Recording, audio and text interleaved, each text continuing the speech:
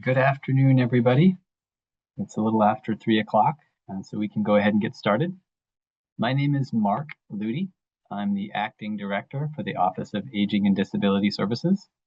I just wanted to thank everybody for joining us on the call today. So we're here today for the review of final draft rates and models pertaining to sections 18, 20, 21, and 29, as well as the new lifespan waiver program.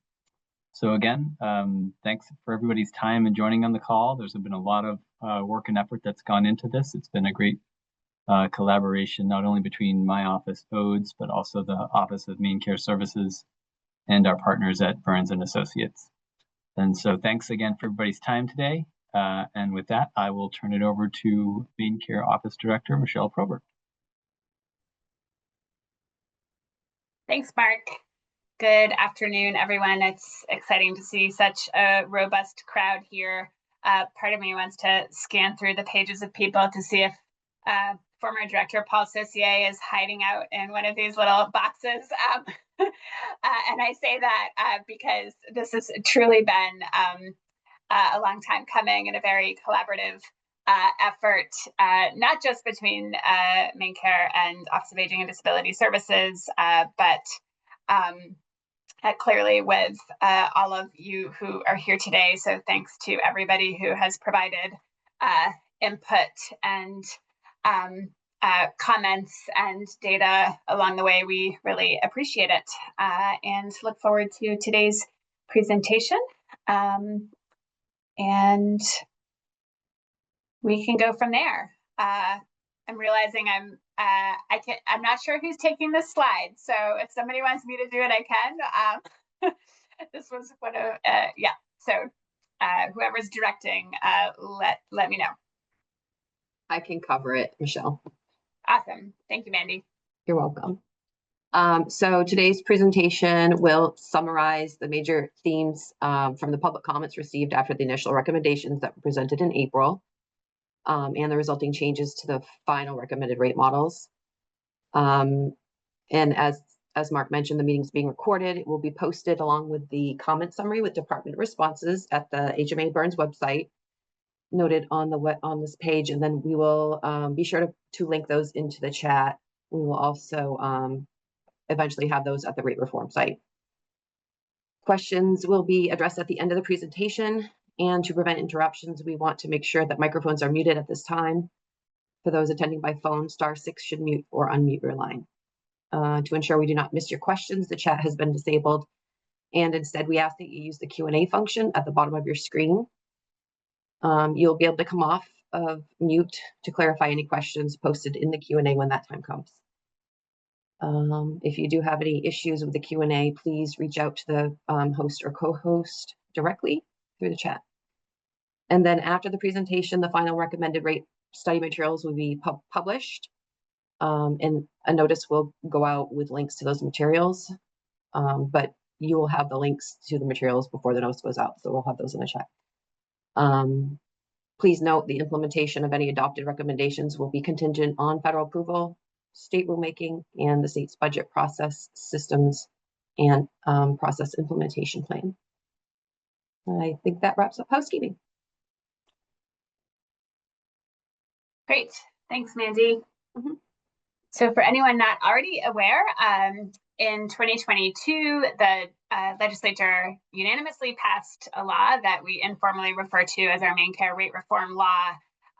The citation is 22 MRS 3173J, and that law followed a comprehensive evaluation of our rate setting system and really put into law not just our process, but our principles for determining reimbursement methodologies and rate amounts under Main Care. And our purpose is to make sure that that our reimbursement is adequate and reasonable and efficient, that we have a process that that involves the public and especially input from our providers and other interested parties, and that we're really being data-driven and thoughtful and transparent in how we go about determining reimbursement for services under the Main Care program.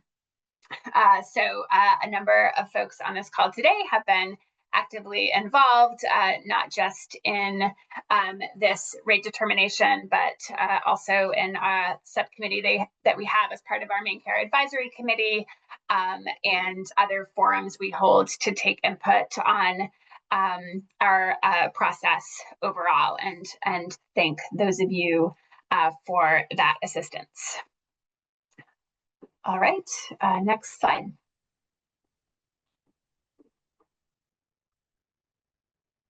I'll take this one, I think, Michelle. Thank you. Everyone, I'm Betsy Hopkins, Associate Director here at the Office of Aging and Disability Services.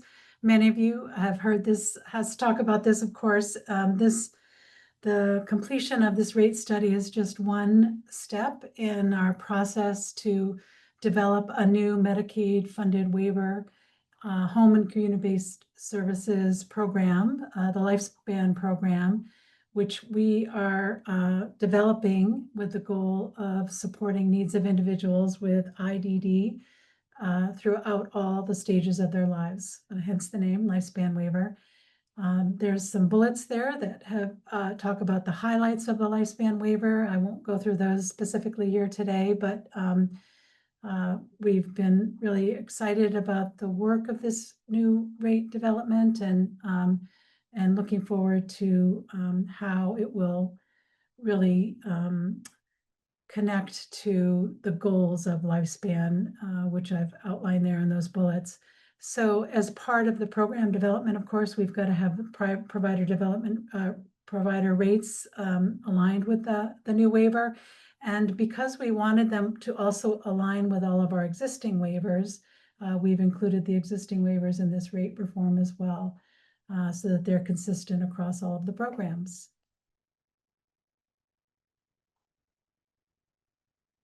And next slide.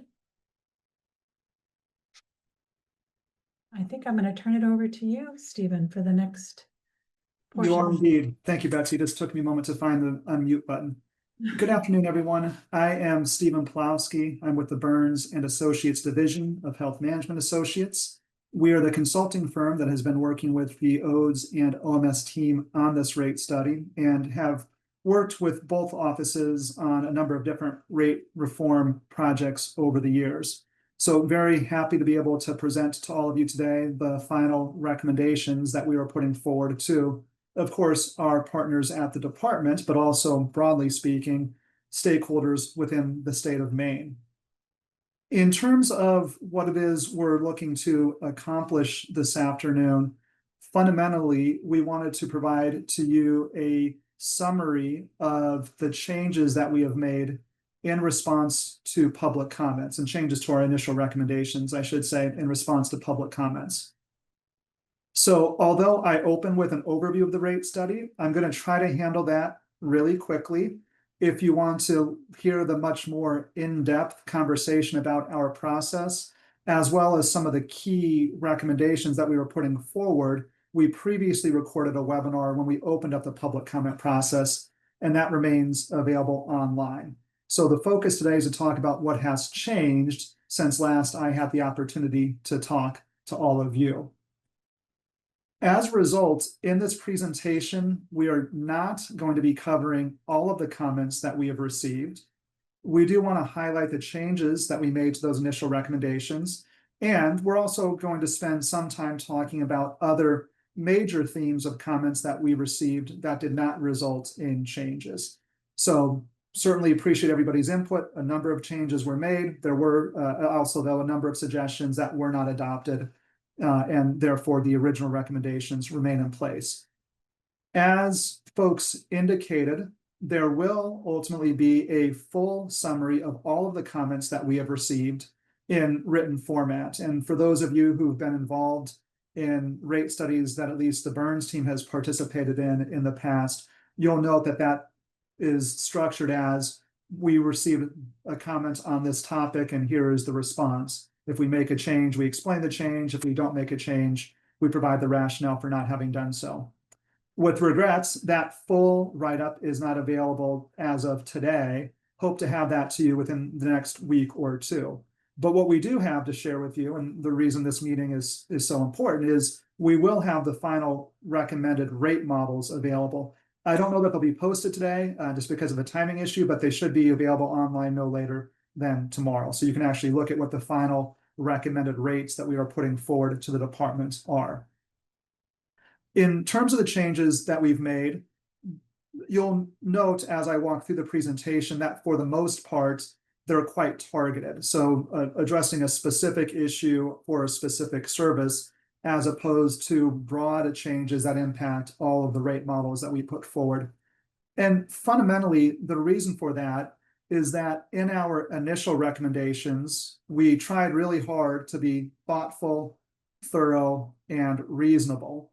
And so when we look at what we put forward originally, there were large increases already built into DSP wage assumptions and health insurance costs and program support. And so we felt comfortable in those initial recommendations. And for many of those recommendations, we remain comfortable with where we landed. So the changes, I wouldn't necessarily say at the margin, but they are broadly speaking more targeted than across the board adjustments. So at this point, as I dive into our presentation, this really does conclude the rate study component of this work. We're putting forward our final recommended rate models, but as Michelle and Betsy spoke about, and as we'll wrap up talking about here during my remarks, of course, there's still work that would have to be done before implementation occurs, from federal approval to state rulemaking to potentially consideration of financial implications. But in terms of putting our recommendations forward, this is where we've issuing now those final recommendations. So moving now into the presentation itself, in terms of the overview, I'm going to provide just a very quick synopsis of the process, which I show here on this slide. At a high level, our work follows three main phases whenever we're doing a rate study for home and community-based services. The first phase is always making sure that we have an understanding of the program with which we're working.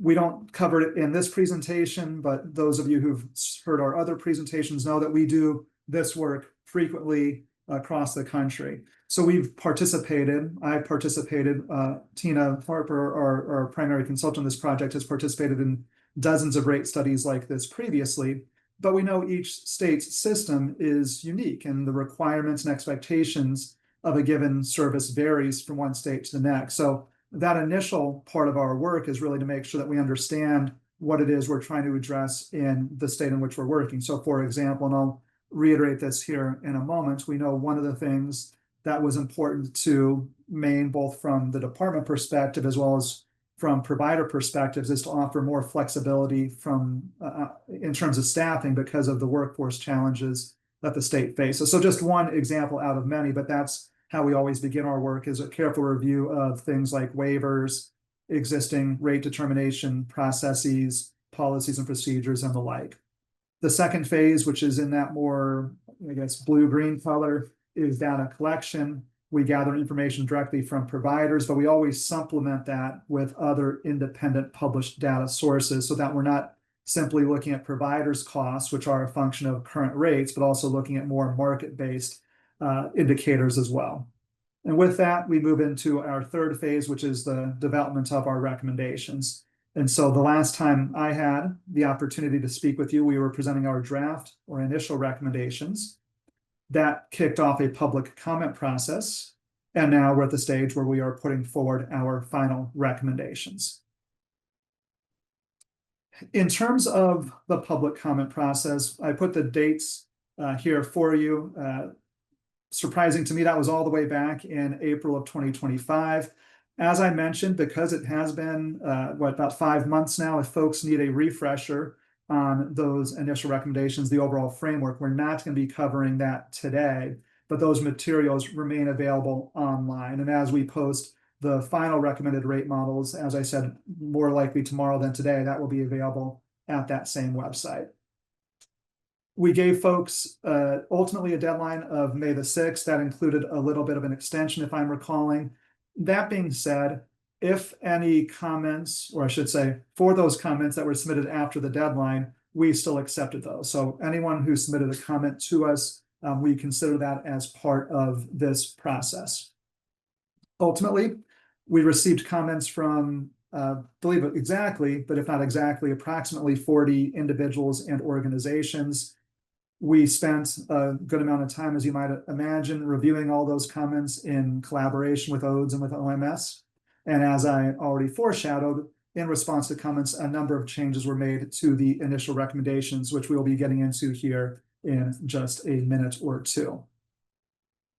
Before I do that, however, and acknowledging that I'm not going to repeat everything that I said back in April, we did think it was worthwhile to provide a little bit of a refresher on some of the major elements of the recommendations that we put forward originally and which remain in place. So first, a reminder that this is not the first time that we've looked at rates for most, though not all, services in sections 18, 20, 21, and 29. In fact, the review of the rates for 18, 20, 21, and 29 were accelerated in order to do this in alignment with the development work on the lifespan waiver. So we published those rates in mid-2020, although I don't think that's exactly when implementation occurred. I'd have to go back to the records to see when that happened. But suffice it to say, we were involved with a rate study that covered many services across these 4 sections just a few short years ago. And so we used that as the starting point when we already had developed a rate model which had been implemented. Now, because of the relative recency of that previous rate study, and because through policymaker support, there have been ongoing adjustments for the most part to rates since they were originally put in place, the rate increases that we're recommending for most services are relatively modest. Of course, modest is in the eye of the beholder. Some rates are going up by 10% or more, but it's not as though we're recommending rate increases that total 30 or 40%, because again, we just did a rate study within the past 5 or so years, and there have been cost of living adjustments granted since that point in time. Because this is not a function of what's an across the board adjustment that we ought to be making, in other words, we did do an evaluation on a service by service basis, the impact of the recommendations very much vary by service and by provider. It's going to depend upon what services a given provider is delivering. In some cases, the mix of individuals they support. In some cases, what their current staffing levels look like. There's a lot of moving pieces here. So although we can look at impacts in the aggregate, the reality for individual providers is going to vary based upon their current circumstances. I already mentioned that one of the charges that we were given was to think about ways in which we can provide greater flexibility to address workforce challenges. And furthermore, we wanted to better align staffing requirements with individual needs and abilities, provide some opportunity to support program innovation and the like. And in order to achieve all of those goals, what you would have heard in that April presentation, and which I'll reiterate to a smaller degree today, is that for a lot of services, we've loosened some of the staffing expectations, either by making them less prescriptive or in some cases, reducing the level of staffing that is required. Now, it's important to emphasize, although putting in a parenthetical de-emphasizes it, it's always going to be true that actual support should be aligned with what an individual needs as determined through their person-centered plan. Some of the strategies that we employed in order to achieve these flexibilities or relaxations is the recommendation to adopt true, with quotes around it, per diem rates for group homes, and then to standardize the staffing thresholds.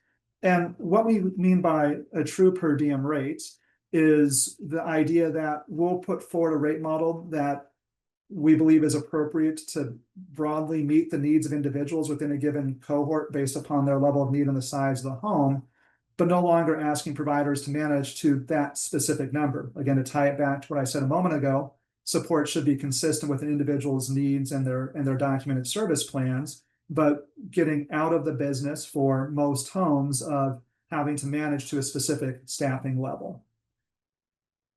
Additionally, when you look at our community support rate models, for the most part, the staffing requirements there have been reduced, consistent with, excuse me, I should say, reduced in comparison to historic practices, although there were a lot of flexibilities that were offered during the COVID-19 period as well. And really, this is more of a continuation of some of those practices that were put in place. And then for some services, we've developed rate models that reflect remote service delivery, and also as part of the overhaul of the way that the state thinks of staffing in group homes, the allowing the use of remote supports when appropriate based upon the needs of the residents to substitute for staff hours in those residential environments. So those are a handful of examples of what we try to do to accommodate the workforce challenges that we are, and you all more so than us, are aware of. A couple last points. The wage assumptions for all services, of course, because the law requires it, exceed the minimum expectation that they cover at least 125% of the state's minimum wage. We didn't use that as our benchmark. In fact, for all of our assumptions, we're above that benchmark, right? Because we want to make sure that we're putting a wage forward that we think is reflective of the labor market rather than just this 125% of minimum wage requirement. At the same time, the rate models also include a comprehensive benefit package. There's always a lot of emphasis on the wage assumption that we build into a rate model in these types of rate studies, but arguably it's just as important, or at least nearly as important, of how much we're building in for things like paid time off and health insurance. And so the benefit package there remains comprehensive as well, assuming a full-time workforce. Then there are recommendations to move to tiered rates for a number of services serving the IDD population, so sections 21 and 29, as well as the lifespan program. Those services are agency home support or group homes, shared living, community support, and the new supported living service within the lifespan program. Again, more detail in another presentation about this, but at a high level, the fundamental precept here is that providers will be paid a higher rate when supporting individuals with greater needs. The reason for that is we wanted to recognize that that typically requires more intensive supports, particularly when we're talking about shared programs. So for some folks receiving community support, we believe a 1-to-6 ratio in a center-based environment is appropriate, but there's other folks with more significant needs where it would not be appropriate. And so the rate models are tiered, where folks with the least relative needs are assumed to be staffed at a 1-to-6 ratio, and folks with more extensive needs are assumed to be staffed at a lower ratio. So then that leads to the question of how will that determination be made? And as we presented at greater length back in April, and as I know the OATS team has been doing a lot of additional work around, the answer to that is the support intensity scale will be used to assess needs and ultimately assign people to a level which corresponds to a rate tier. So with that now, I'm going to spend the next several minutes talking about those major themes of comments that we received. As I said at the top, and I want to reiterate now, this presentation does not cover every comment. It's not as though we're trying to hide the ball. We are putting in this presentation comments that did not result in changes, but we wanted to focus on the broadest comments, those that would have been or are most impactful, or that we heard from the most number of stakeholders. There will be that comments and responses document that does provide a written response to every comment that was received. We're not going to go into that level of detail in today's presentation. The other thing that I'll note that we don't have a slide for, but very helpfully, a commenter or two pointed out a formulaic error in a couple of rate models. And so those have also been addressed. We don't accommodate it, or we should say we don't discuss it here, but rest assured, if there was an error in how we calculated something, those have been addressed as well. So I'm going to work in the same order that I always do, and that begins with the frontline workers. The reason I do that, of course, is because of the integral role they play in service delivery, and then secondarily, because of the fact that that element of the rate model is the single largest component of the overall rate, how much the frontline workers receive in wages and benefits, and then the staffing on a per person basis really drives the overall rate. So first, we received quite a few comments recommending that we increase the DSP wage assumption. Bottom line is, we've not made any adjustments to that figure. As a reminder, the models include the same mix of BLS occupations as in the existing model. So those models that were established 5 years ago, what we did is update the specific wage estimates for those occupations, and then additionally apply an inflationary adjustment. And I'm going to come back to that inflationary question later in the presentation, but I just wanted to note here at this stage of the presentation that the BLS data was published earlier this year, but it represents May of 2024, and we did inflate it to bring it current. So the recommendation that we had originally put forward, and that remains within our rate models, is an average hourly wage of $19.76 per hour. And that's about $1 per hour greater than the average wage reported in the survey. Of note, it's also about 40% higher than the rate models that we established back in 2020. So it is one of those areas, when I said at the top that we wanted to be thoughtful, thorough, and reasonable, that there has been significant growth in that wage assumption. If you look at what we put forward in 2020, it was assuming $14.20 per hour, and now we're about 40% higher than that assumption, recognizing, of course, that there has been a lot of wage growth here over the past 5 years. As I also mentioned earlier, this does exceed the requirement that wage assumptions be at least 125% of Maine's minimum wage. It's currently $14.65. I know that's not going to be the minimum wage in 2026, but last I checked, that had not been published, and I didn't want to speculate. But at current minimum wage level, the requirement would be $18.31 per hour. I want to note that we expect that there will be ongoing conversation around this, but in terms of where we think is a reasonable recommendation to put forward to the state and to the stakeholders of Maine, we think this is a fair wage assumption. So next, wanted to touch upon overtime for direct support professionals. As a general proposition, we try to build rates that are going to be successful in recruiting and retaining a high quality and stable workforce. And so part of our goal is to reduce the need for overtime within the rates themselves. That being said, in some environments, particularly residential programs that require around-the-clock care for the most part, we recognize that there will at times be the need for overtime hours built in. And so what we included in our initial recommendations is 5% of all hours worked in those residential environments would be paid at an overtime rate. Commenters suggested that it ought to be greater than 5%. Their specific suggestions ranged from 15 to 26% of worked hours. So we did make an adjustment here. It's not as high as what had been recommended by some of the commenters, but we did bump that average from 5% to 7%. As I said, we wanted to reiterate that we've increased wages, we've increased benefit assumptions. All those are meant as part of a strategy to improve workforce stability. Furthermore, we've added those flexibilities within the staffing requirements for group homes as well. And so homes ought to be staffed, obviously, to meet the needs of individuals, but they no longer need to be staffed in order to hit a 92.5% requirement.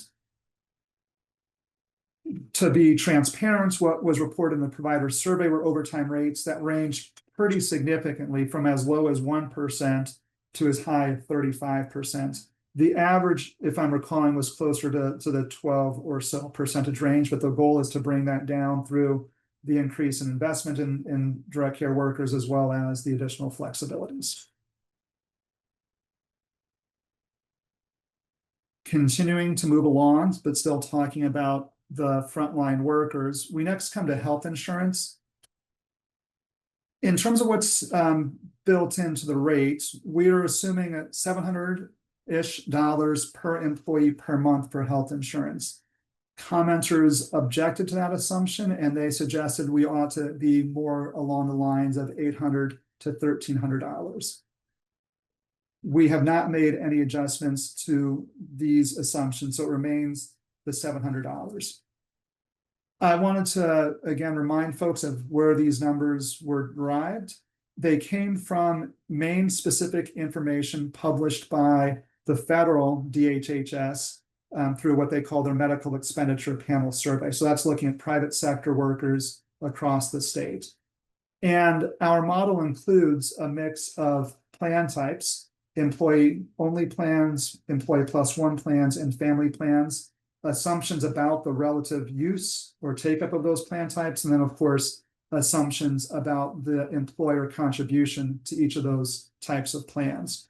One thing I'll note here is that the use of a mix of plan types is another one of those changes that we made from the rate models from 5 years ago. If you were to look at those models, we were assuming only employee-only plans. We wanted to, again, put forward a compensation package that makes direct care attractive. And so part of that was to assume that it's not just an employee-only plan that an employer is contributing to, but also a plus one plan or a family plan if that meets the needs of their staff. The other point of clarification that I wanted to make is how the calculation is performed, because we sometimes hear a little bit of confusion where folks are saying the cost for our enrolled individuals is more than $700 per month. And our answer might be that could well be, because our figure is not per enrollee, it's per employee. And what I mean by that is most employers who offer health insurance do not have 100% of their staff participate in that plan. As a former small business owner, we always had staff that had health insurance through their spouse or through another source like the Veterans Administration or Medicare, or perhaps they're young invincible and just prefer to take their chances rather than to make their contribution to that premium. So if you actually look at the rate model assumptions for a participating employee, we're assuming about $975 per employee per month. But when we take into account the 28% of folks that we assume will not enroll based upon the overall private sector within the state of Maine, the average comes down to $700. All of those figures compare very, very favorably to what was reported in the provider survey. If you only consider full-time staff, and again, there's a good number of part-time workers as well who don't get any health insurance, but if you're only looking at full-time staff, the average reported cost was $734 compared to our $977. And then the take-up rate that was reported was 58% rather than our 72%. And so again, because we're relying on Maine-specific data, we've applied some inflationary adjustments to it, we continue to feel comfortable with where we landed on our health insurance cost assumptions. For productivity, this is the measure of the number of billable hours that staff have in relation to the total number of hours that they work. So again, I keep cross-referencing to my April presentation. If you want a more robust conversation around productivity, I encourage you to view that recording. But the quick summation is, if there are hours that an individual is worked and paid for, but that a provider cannot bill for, we need to inflate the billable rate to accommodate those expenses, right? Kind of prototypical example is spending time traveling to an appointment. For most services, most of the time that's not billable, but it's still a cost to the employer. If your staff person's on the clock if they're traveling from person one to person two, and so they need to be paid for those hours. Because it can't be paid directly through billing, we need to inflate the billable rate to account for those travel hours that are incurred. So there were lots of comments about different aspects of productivity. I'm going to focus on what we made changes to. Of course, you'll get a more thorough explanation of all the comments in that published document to be coming later this month. But we added a missed appointment factor to quite a few rate models.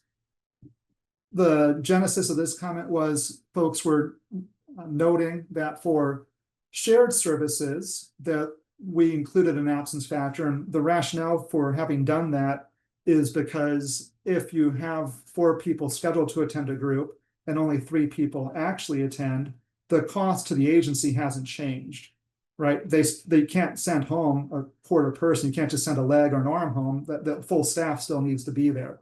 And so as a result, we build that absence factor in to reflect the fact that those costs are fixed.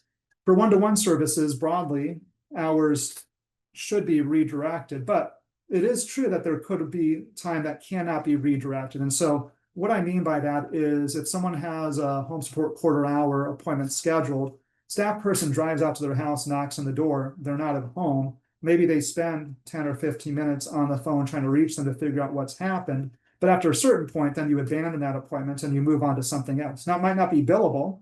It might be catching up on paperwork or catching up on training, but most of that time ought to be accommodated somewhere else within the productivity assumptions. Nonetheless, in response to these comments, we did add that missed appointment factor to the services that I have listed here, which I will not read to you. The other change that we made was very targeted, and that was adding more training hours to the residential rates under Section 18 to account for requirements around brain injury certification. So an additional 12 hours of training were built in just within that rate model specifically. Otherwise, the productivity assumptions are unchanged. We did consider the existing rate models. We certainly did take a look at the provider survey results. And when we look at all that in combination, we continue to feel confident in the remainder of the assumptions that we have included now in our final recommendations. Administration and program supports, ever so briefly, again, just because we wanted to make sure we're highlighting the major themes of feedback that we received. We did get a lot of comments on overhead expenses, both for administration and program supports. We've not made changes to those assumptions. They're consistent with the provider survey results. They're consistent with other main care rate studies. They represent a pretty marked increase from what we built into the existing rate models. For example, on program support, the assumptions in the current rate models are 50% higher than the rate models that we established just 5 years ago. So certainly appreciate the feedback that we received on this topic and all topics, but this is another area where we didn't think a change is warranted. One more topic that spans a number of services ties back to what I mentioned a few moments ago, and that's around tiered rates. So first, some commenters objected to tiered rates. Now, in fairness, and I could have peppered this throughout the presentation, we're highlighting where folks disagreed. Obviously, feedback where folks agreed were a lot easier to address. This is a good example of where we have both agreements and disagreements with what was put forward. I'm only talking about the disagreement aspect of the comments. But in terms of those who disagreed, there was, in some cases, just broad disagreement with going to tiered rates, that the belief was there should be a one-size-fits-all rate. It should not be tiered based upon level of need. The argument was that those rates, having tiered rates, I should say, would diminish choice and limit access to services. I'll note here that we don't agree with that position. There's never an intent for people to be segregated based upon level of need. If you get into the details of how we propose that the group home and day program rates be implemented, there's a lot of flexibility built in where the staffing doesn't have to match what the funding levels were. And so we don't see this as an issue where access to services will be limited. If anything, it's meant to do the opposite, that if you have a singular rate, regardless of the intensity of somebody's needs, that can oftentimes act as a barrier to higher needs individuals receiving services. Because if I'm a provider and all else equal, it's easier to serve Betsy than it is Michelle, and I get paid the same, and I can't serve them both, I'm probably going to serve Betsy rather than Michelle. No offense to either Betsy or Michelle, of course. In terms of the concept behind this, it really builds upon what I just said, that in that example, if it's more costly to deliver care to Michelle, we want to recognize that higher expense. If providing services at a 1-to-6 ratio isn't going to meet her needs because they're more intensive and she needs to be supported in a 1-to-3 group, then we want to make sure funding is adequate to support that more intensive staffing. And as I mentioned, the premise here is that this should promote access to higher needs individuals. We'll also note that this whole concept of having tiered rates is also something that arose out of conversations that ODES and OMS have been having in the kind of lengthy development of the lifespan waiver program. So a lot of folks, as part of that process and there was a lot of road shows and engagement going on, noted that there ought to be tiered rates for the reasons that I've already summarized. And then furthermore, when talking about that in the context of lifespan, a lot of those stakeholders also said that that should be built into the existing waiver programs as well. In terms of getting to the support intensity scale, that was done through a process where ODES and OMS evaluated the various tools that are available to assess the needs of people with intellectual developmental disabilities. There were opportunities for some community stakeholder involvement as well. And through that process, they made the determination that the CIS-A was the best solution. I will also acknowledge that if you look at the most commonly used assessment instrument across the country, it is the CIS. There are more states using the CIS than any other single assessment instrument for individuals with IDD. It's an assessment that's been around, I want to say, for like 20 years now, at least 15, but I think more like 20 years. And it's gone through an awful lot of testing published in peer-reviewed journals and the like, and all that research and testing and inter-rater reliability work has shown that the CIS produces reliable and valid results. So there's a lot of comfort around the accuracy of the results that it produces, and then ultimately, as a result, comfort with tying reimbursement to those results. So I didn't make clear, but there are no changes, no proposals to withdraw the suggestion to go to tiered rates, or for those services that do have tiered rates to use the CIS-A in order to make that determination. We got feedback about the need for specific published rates to accommodate individuals who might require even more intensive staffing. So in other words, 2-to-1 staffing. There's been various strategies, as I understand it, in place over the years to accommodate that. But to add transparency to the process, ODES asked us to develop specific rates for 2-to-1 staffing for the services that you see listed here. Now moving into the service-specific topics and starting with community resource coordination. So this is just for the lifespan waiver. This is the corollary to case management services. In our original recommendations, we suggested 2 different rates. One rate that would be used for the first year that an individual is enrolled in the lifespan program. The idea there is, as the resource coordinator gets to know the individual, it's going to require more investment of time in that initial year, right? You want to spend more time with the participants, getting to know their needs, interests, abilities to help support their plan and to generate community opportunities and the like. After that first year, you've gotten to know them. Obviously, it's still an annual planning process to make sure the plan reflects their needs, but it doesn't include the same level of get to know you that it does in the first year. And so that was the premise behind it. If you're spending more time with an individual, that means your caseload is going to be smaller and the rate per case needs to be higher. So in short, we proposed a higher payment rate for individuals in their first year of enrollments and a lower payment rate for folks in each subsequent year. As I read the comments, I think the primary concern there was the administrative complication of potentially having to balance multiple different rates for billing purposes. And so based upon the comments that we received, we have withdrawn the proposal to establish separate rates. So instead, there will now be a single rate for the CRC service within the lifespan program.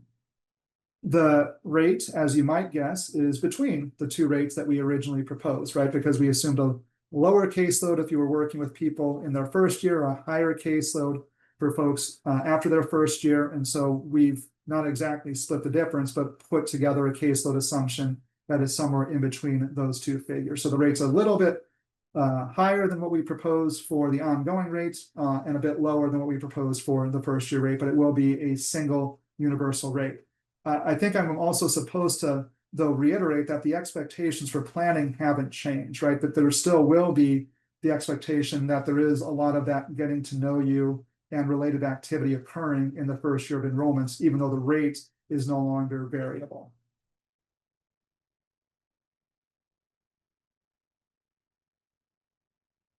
Agency home support, obviously the single largest component of spend within these programs, and as a result, a lot of attention. And in fairness, we made a lot of proposals that would impact how this service would be reimbursed. As a reminder, what we put forward was a recommendation to move to a true per diem rate. True per diem rates, though, really ought to be predicated upon some standardization of staffing assumptions, right? If it's negotiated on a home by home basis, so that ought to be what gets delivered, because that negotiation is saying this is what the state wants to pay for. But if we want to go to a true per diem rate, and the way states typically operate this is we have a published fee schedule. And so what we proposed are rates that vary based upon two characteristics: the size of the home and the assessed needs of the individual. And in particular, we have rates for 2, 3, and 4+ bed homes, and then 4 levels of need. So that creates 12 different rates, and hopefully I'm remembering my math here. For each one of those combinations, the size of the home and the level of need of the participants, we had to come up with what we thought would be a reasonable staffing assumption. We did that certainly by considering current staffing levels with Maine, but then also looking at typical group home staffing levels in other states that have a similar tiered-based system. As we talked about in more detail back in April, the Maine specific assumptions are, broadly speaking, quite a bit more generous than what we see elsewhere across the country in states that have a similar assessment framework. But nonetheless, it's more representative of existing staffing levels within the state. And so, as part of the feedback process, quite a few commenters said that we ought to further increase the staffing levels. Given the work that we did, given the benchmarking that we did, we're not making changes to those recommendations, and that's what we're putting forward to the ODES and OMS teams. We believe that those assumed staffing levels are reasonable to support most individuals in each tier. And that word "most" is intentional. We recognize that there will be some individuals who require more support, in some cases significantly more support than what has been built into the rate. A good example of that is if someone needs 2-to-1 supports, we don't have a rate model that assumes 2-to-1 supports, right? Because even for folks with the highest assessed needs, that is not typical. It's not beyond the pale, but it's not typical of even the individuals with the greatest needs. And so we don't build a rate model on what the single largest potential need is. We built it on the premise of what will meet the needs of most people within a given group. But there will be people whose needs fall outside of what is typical for others within their same group. And so we probably could have been more clear back in April, pardon me, but there will be an exceptions process for homes that require more staffing than what has been built into the rate. Now, there's clearly going to need to be some regulatory language built around that. We don't have that available to share with you today, but I can share with you what the concept is going to be. Because we already have an existing framework, right? Because this is already determined on a home by home basis, I should say staffing levels are already determined on a home by home basis. The process will be that the provider will put forward a staffing plan just like they do today, if it's more than what is funded through these tiered rates. And if approved, we'll have a customized per diem rate established for that particular home. In those homes, however, there will be the expectation that providers are delivering 100% of funded hours, right? Because we're talking about exceptions. If the case is made that the staffing that we've built into these true per diem rate homes, which are meant to offer flexibility, just are not sufficient, and this is a staffing plan that is absolutely required to meet the needs of our residents, then providers will be expected to deliver that staffing plan. So in short, it builds upon existing processes, but it then requires that providers actually deliver on what they get funded for in these cases where it's an exception. So it doesn't impact the tiered rates, the true per diems, but if we're making the case that someone needs an exception in order to meet their needs, then those hours ought to be delivered in order to, in fact, meet those needs. Handful of additional slides. We got a number of questions around the 350-day billing year for residential services. As a reminder, the way we calculated our residential rates is by estimating the full annual cost of service delivery. So we assume 365 days of operations. But then to convert that to a daily rate, we don't divide by 365, we divide by 350. The reason for that is because it creates an inflated rate, right? Because we're using a lower denominator, so the product is going to be higher. And I have my next slide demonstrates this with actual numbers on the page. This is 100% meant to be to the provider's benefit. The reason for this proposal is that if we have a 365-day rate, if we take the annual cost and divide by 365, the moment an individual is absent for 1 day, the provider starts losing money. By dividing by 350, but establishing a 350-day billing limits, they don't start, quote unquote, losing money until someone has more than 15 absences over the course of a year. And so because we've divided by 350, that becomes the billing limit, but you're still paid for 365 days of care because we've inflated the rate.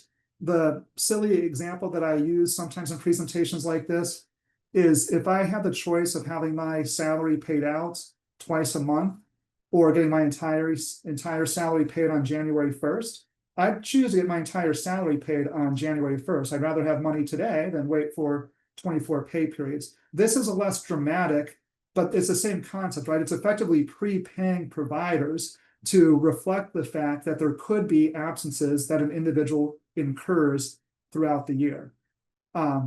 So bottom line is, it is not an accurate assertion to make that providers are expected to deliver 365 days of care, but they only get paid 350. That is not true. They are expected to provide 365 days of care, but they get paid for 365 if that's what they deliver. In fact, if they deliver 360 days, they get paid for 365. They get paid if they deliver 355, they get paid for 365. It's just because we've inflated the rates to allow them to bill on an expedited fashion. And so this next slide highlights what I like to say is the mathematical impossibility for a provider to be worse off under this policy.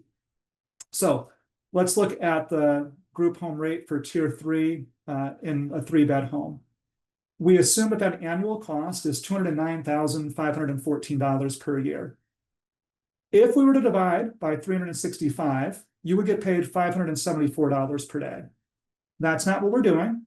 We're dividing by 350. So rather than paying $574, you get paid $599. So the table then shows what happens under a variety of scenarios. Let's say that the member never leaves the home. Well, then this question is moot, right? You get paid the exact same amount under either policy. Under the 350 policy, you get paid a little bit faster, right? Because you've earned that revenue in 350 days rather than 365. But at the end of the year, you've generated exactly the same amount of revenue. Let's then assume, though, that the person was absent for 10 days. Well, at the 350-day policy, you have not lost a dime, right? Because once you get 350, you get paid that full $209,000 expense. But at 365, you've now lost 10 days of billing at $574 a day. And so your revenue under that 365-day policy is $204,000. In other words, you've now lost $5,700. And those losses just start to accumulate from there, right? It will never be the case where you are better off with a 365-day billing policy than a 350-day policy. Now, you have to manage your money. If the person's there for 365 days, you need to recognize that you can't bill for the last 2 months, but 2 weeks. You can't bill for the last 2 weeks, but you've been paid for a full year's worth of care. And so as a result, we have not made any changes to this recommendation. I know this is a hard concept because we recommend something similar in every state where we do group home rates. And in every single state, we get questions about it, which is why we kind of have this PAT table in place now. It truly is true, though, that this is meant to be 100% to the provider's benefit. As long as you recognize that you might have a short period at the end of the year where you can't bill for and you've saved up your prepayments, it works to your benefit in every circumstance, unless someone is never absent, in which case it doesn't matter. Your total revenue is exactly the same. Okay. Another service that got a lot of attention was remote monitoring. I won't spend a lot of time talking about the original proposal because it's been withdrawn, but in short, with a little bit more complication than I'm going to do justice here this afternoon, we recommended going to a monthly reimbursement framework for the service. In response to comments, that proposal has been withdrawn, and we went back to the 15-minute rate that we previously developed and are retaining that model. Now, we have made a couple of adjustments to the model. The first is we're assuming that for every 4 individuals monitored, you need 1 staff person. The second is that we've changed and really increased the program support funding within the model to treat it like other shared services like we do for group homes and day programs, as opposed to the model that previously thought about this more as like a traditional home support quarter-hour service. The net result of those couple of changes is a rate that's little changed from the present rate. So presently it's $307 per quarter hour per person. Under this proposal, it's almost exactly the same at $309 per quarter hour per person. Importantly, I want to highlight the last bullet on this slide as well, however, that there would no longer be a separate rate for interactive support. Everything would be covered under this monitoring rate. Now, if an in-person response is necessary, that would continue to be billed at the quarter-hour rate, but the interactive support will just be assumed to be part of that staffing level. In terms of how we got to kind of the staffing assumptions and this proposal on interactive supports, there was a lot of conversations that we had, that ODES and some of their other consultants had with remote supports providers, talking about the way it's delivered, what is reasonable from a staffing perspective. And we believe that this is in line with what we see kind of across the country. Net result is that the standard rate is unchanged and the interactive rate would go away. Everything for all monitored time would be billed at that $309 per quarter hour rate. Takes us to the rates and ratios for, I'll call them day programs to use shorthand. So this is the one area where the rates themselves are going down. The reason for that, and I shouldn't say in all cases, most of the rates are declining, not all of the rates. And the reason for that is a relaxation of staffing standards. In particular, we're assuming that for center-based services at tier 1, they can be delivered as high as 1 to 6. For community-based services at tier 1, it could be as high as 1 to 4. Again, some of those ratios were already put in place during the pandemic period, so this is not new to the state of Maine, but it's now putting those staffing assumptions into the models themselves. To be clear, and we have a table about this back in that April presentation, we are not assuming that everyone has to be served at 1 to 6, and we are not paying providers as if they're delivering only 1 to 6. The 1 to 6 is only for tier 1, only in the center. For the higher tiers in the center, there are lower ratios. For everybody in the community, there are lower ratios. Now, part of the confusion has become that we've told providers that irrespective of funding, you only have to meet the 1 to 6 requirements in the community. Get that backwards, the 1 to 6 requirement in the center and the 1 to 4 requirement in the community. The reason for that is because we want to provide flexibility to providers and recognize that there are a lot of ebbs and flows throughout the day or throughout the week in a day program, and that would be really hard to manage on a quarter hour by quarter hour basis. But unless you are a provider who only serves people in tier 1, and frankly, I would be surprised if such a provider exists, But other than that one example, every other provider is going to be paid for more staffing than they are required to deliver, right? Because all the ratios outside of tier 1 in the center are funded more generously than 1 to 6, but 1 to 6 is what you're required to deliver in the center. Just like for every tier other than tier 1, it's funded more generously than 1 to 4, but 1 to 4 is what you are required to deliver for community-based services, regardless of the mix of people within your program. And for that reason, although those are meant as minimum standards, the last bullet point again applies, and that's something that I try to highlight at the top of this presentation, is actual program staffing should reflect the needs of the individual served. We're not trying to encourage rush to the lowest common denominator. We want to make sure that providers have flexibility in managing their programs, and that it's not punitive if a staff person happens to call out, for example, because we have that flexibility built in where providers are funded more generously than what they're required to deliver, unless they only support people in tier 1. But staffing should not automatically default to 1 to 6 or 1 to 4. It should be based upon the needs of the individuals served.